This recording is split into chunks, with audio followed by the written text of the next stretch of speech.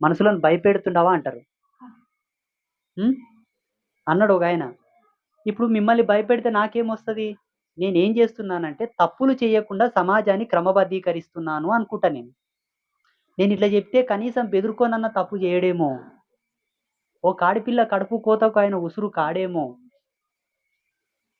అయితలేరు ఈ మధ్యల సమాజంలో? ఇప్పుడు నేను జెప్పేది తప్పా? కరెక్టా? నువ్వు చెబుతున్నయి ప్రాథమికమైనటువంటి మానవ సమాజంలో ఉండేటటువంటి చిన్న నరకం, చిన్న స్వర్గం. ఓకే. నువ్వు జెప్పేది.